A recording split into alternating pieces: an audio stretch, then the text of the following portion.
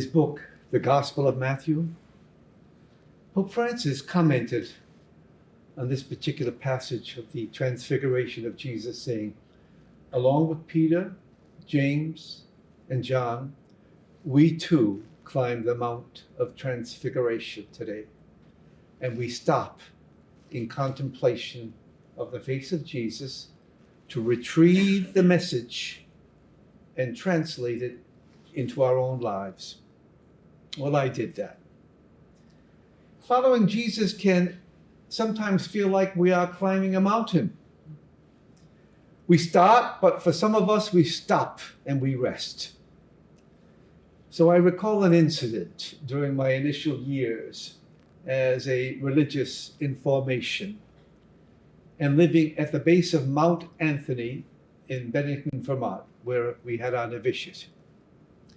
Our novice master had us climb the mountain the first week we were there. I made it up a third of the way and rested while the others made it to the top. I was considered a late vocation at the time, even though I was only 22.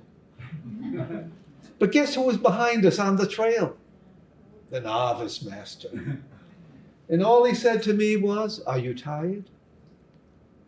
Well, I completed my novitiate year, eventually climbed to the top of Mount Anthony, finished 56 additional years of religious life, still climbing, and hope to one day see the transformed Christ, just like Peter, James, and John did.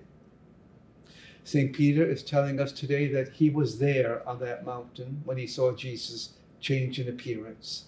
And he's urging us to listen to him.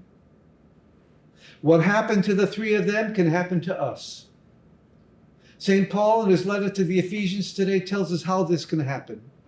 First, he cautions us, don't model yourselves just on anyone. Choose wisely.